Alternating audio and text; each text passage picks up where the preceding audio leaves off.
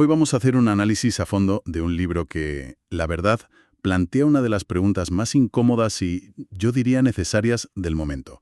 Es Superhumanos, de Daniel Marote. La idea central es una nueva visión del liderazgo justo ahora, en plena era de la inteligencia artificial. Y es que el autor te lanza un gancho desde el principio que, te obliga a parar.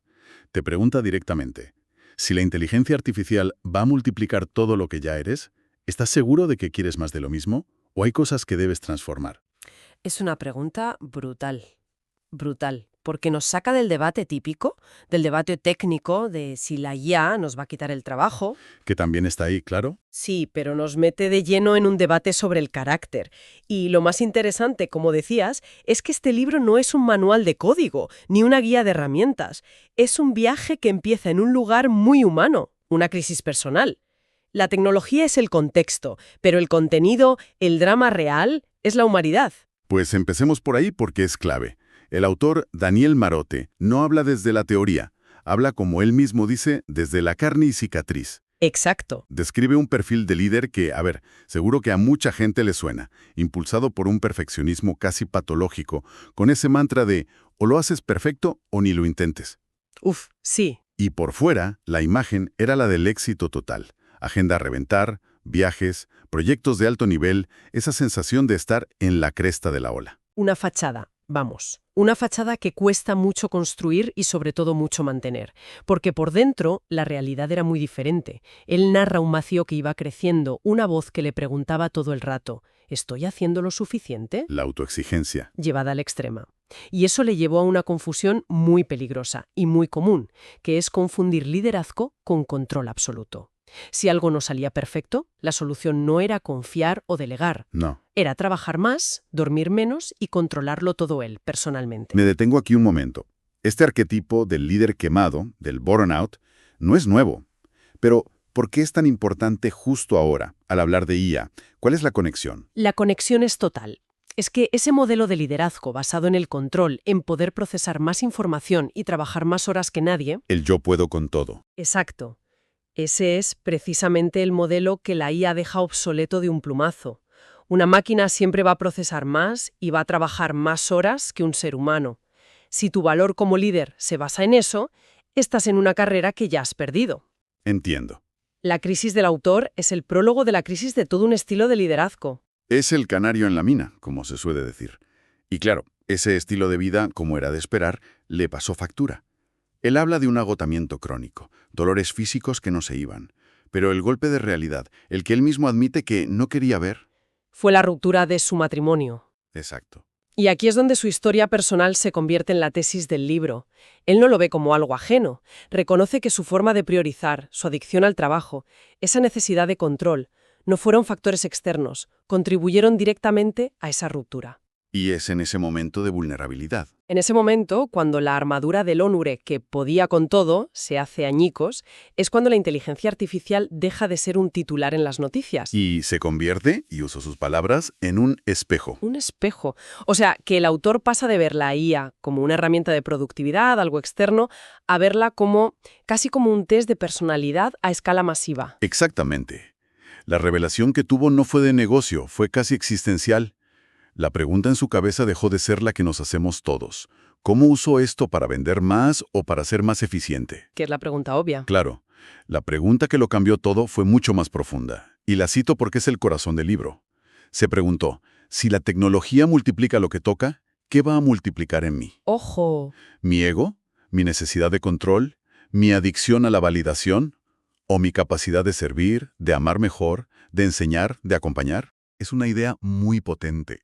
Le da la vuelta por completo a la conversación. No se trata de lo que la IA va a hacer con nosotros, No. sino de lo que nosotros vamos a hacer con ella. Y esto nos lleva a la idea central del libro. La IA no viene a reemplazarte, viene a multiplicarte. Esa es la clave de todo. Lo que la IA multiplica no lo decide un algoritmo en Silicon Valley, lo decide la persona que la usa, con su intención, su propósito, su carácter. Claro. Si dentro de un líder hay miedo, orgullo o codicia, la tecnología lo va a amplificar a una escala que no hemos visto nunca. Pero si lo que hay es un deseo genuino de servir, de crear, de conectar, de resolver problemas, pues también lo va a amplificar. Con lo cual la IA se convierte en lo que él llama un campo de misión, Eso es. como una especie de catalizador que te obliga a ser mucho más consciente, más intencional sobre quién eres y qué quieres construir. Precisamente. Ya no vale el piloto automático. La IA te fuerza a alinear tu trabajo del día a día con tus valores más profundos, porque el impacto de tus acciones, para bien y para mal, se magnifica. Esto nos lleva a la gran pregunta, entonces. ¿Qué es ser un superhumano, según este libro? Y hay que aclararlo, que el nombre puede sonar a ciencia ficción, a implantarse chips y cosas así. Para nada. De hecho, es casi lo contrario. La definición que da el autor es muy terrenal. Dice: un superhumano es un hombre o una mujer que integra propósito, carácter y tecnología para multiplicar su impacto sin perder su alma ni a su gente por el camino. La clave es la integración de esas tres cosas. Propósito, carácter y tecnología.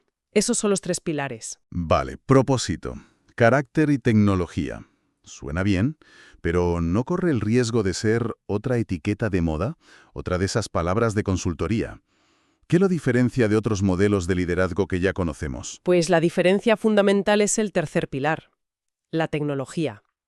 Muchos modelos de liderazgo consciente se quedan en un plano, digamos, filosófico o interpersonal. Ya, Lo que hace que este enfoque sea tan relevante para este momento es que ancla esos principios humanistas en la realidad tecnológica de hoy. No son dos mundos separados. El propósito te da el para qué, el carácter te da el cómo y la tecnología te da la escala. la escala. Sin la tecnología, el propósito y el carácter tienen un impacto limitado.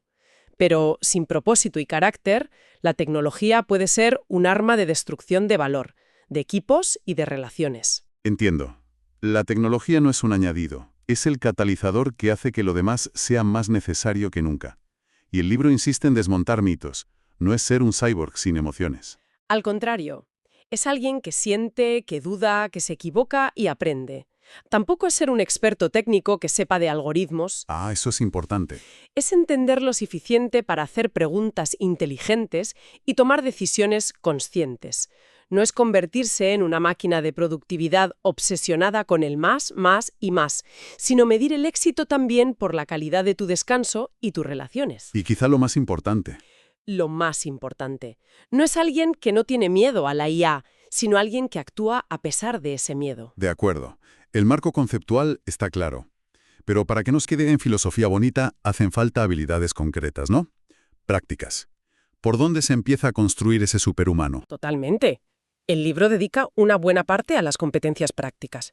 La primera, y quizá la más fundamental, es lo que él llama prompting práctico, o como dice él, dominar el promptugués. Que es básicamente el arte de conversar con la IA, ¿no? Exacto.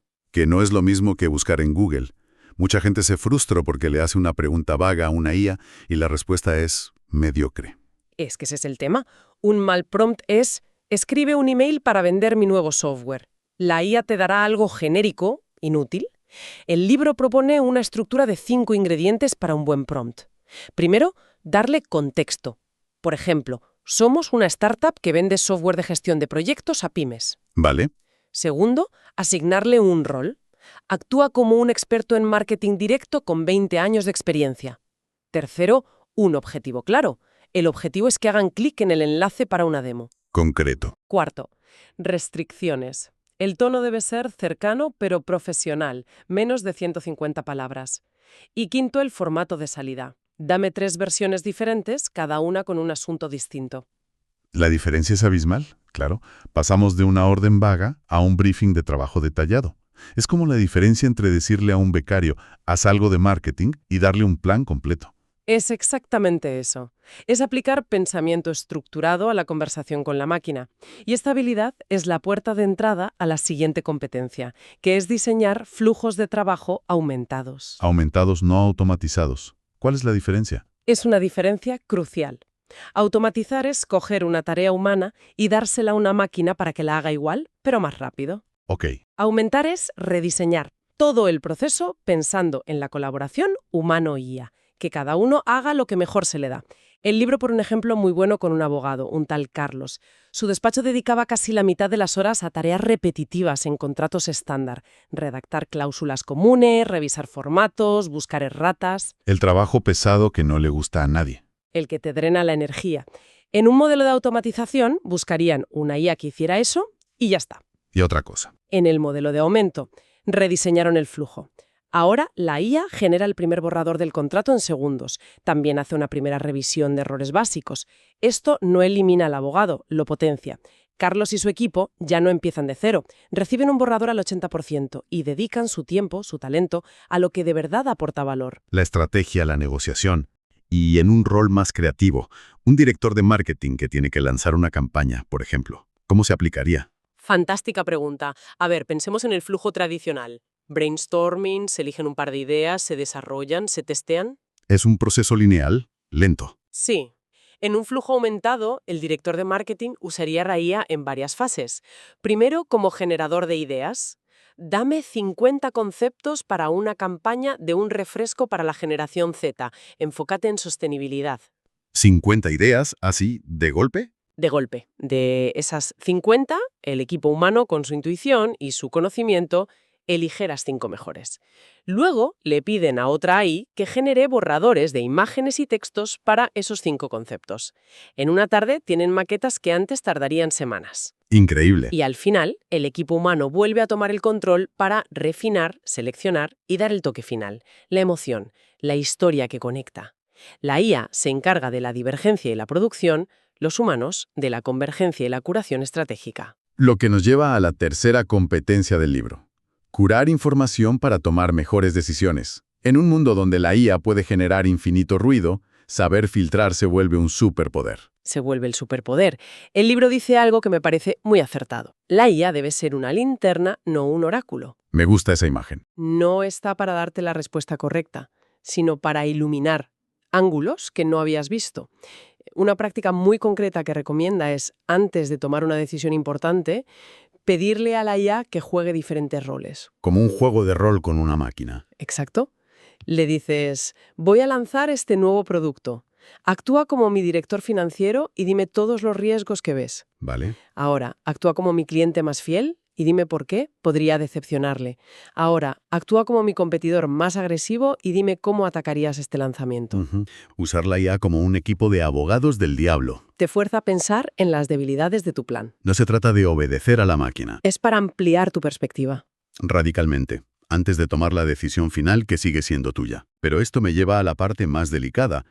Si le damos tanto poder a la IA para informar nuestras decisiones, ¿dónde está el límite? El libro habla de lo no delegable. Y es posiblemente el capítulo más importante. La tesis es que hay 3 áreas que un líder nunca, bajo ninguna circunstancia, puede subcontratar a un algoritmo. Los valores de la compañía, la conexión humana real con su equipo y clientes y las decisiones éticas. El tema de las decisiones éticas es peliagudo. Mucha gente asume que una máquina, al no tener emociones, será más objetiva, más justa. Y ese es un error catastrófico. Un algoritmo no es neutral. Es un reflejo de los datos con los que lo has entrenado. Claro. Y los datos del mundo real están llenos de sesgos históricos. Imagina una empresa que usa una IA para decidir ascensos. La entrenan con los datos de los últimos 20 años. ¿Vale? Si en esos 20 años la empresa, consciente o no, ha ascendido, sobre todo a hombres de cierta edad, la IA no va a corregir eso. Al contrario, aprenderá ese patrón y lo convertirá en una regla matemática. O sea que perpetuará el sesgo. Lo automatizará y lo amplificará. Concluirá que el perfil de éxito es ser un hombre de esa edad y empezará a penalizar a candidatas excelentes que no encajen. Y lo hará con un barniz de objetividad tecnológica que lo hace aún más peligroso. Porque la máquina nunca se va a preguntar si ese patrón histórico era justo o deseable. Simplemente lo ejecuta. La tecnología por sí sola nunca se va a preguntar por la dignidad de una persona o por el bien común de un equipo.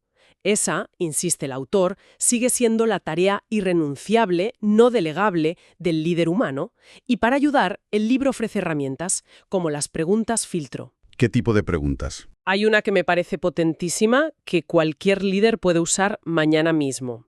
Es esta. Antes de implementar un sistema que tome decisiones sobre personas, pregúntate, ¿Podrías sentarme con la persona más afectada por esta decisión y explicarle cómo funciona el algoritmo de una forma que lo entienda y lo perciba como mínimamente justo? Uf, Si la respuesta es no, si sientes un nudo en el estómago solo de imaginar esa conversación, tienes una señal de alarma gigantesca de que algo estás haciendo mal. es una prueba del algodón brutalmente efectiva. Si no puedes defender tu proceso cara a cara, probablemente no deberías implementarlo. Porque te obliga a pasar de la abstracción de los datos a la realidad del impacto humano. Entonces, si tuviéramos que destilar la gran idea de este análisis de superhumanos, sería que la verdadera revolución de la IA en el liderazgo no es aprender a programar, es más bien una llamada a ser, pues, más intencionadamente humanos. Totalmente. El gran trabajo no es técnico, es de introspección. Es fortalecer tu propósito y tu carácter para asegurarte de que esta herramienta tan potente, la IA, multiplique lo mejor de ti y de tu organización, y no lo peor. El libro cierra con una reflexión que es casi una advertencia, ¿verdad? Sí, una muy provocadora. Dice que el mayor riesgo de nuestra era no es que las máquinas se vuelvan demasiado humanas, Sino, sino que los humanos, en nuestra obsesión por la eficiencia y la optimización, renunciemos a serlo. Que empecemos a valorar la velocidad por encima de la sabiduría, los datos por encima del contexto, la productividad por encima de la conexión. Y esto nos deja con una pregunta final, algo para que cada uno reflexione. a ver, De todas las tareas y conversaciones que tienes la próxima semana, ¿cuál de ellas merece ser protegida de la eficiencia de la IA para conservar su esencia, que es lenta, imperfecta y puramente humana?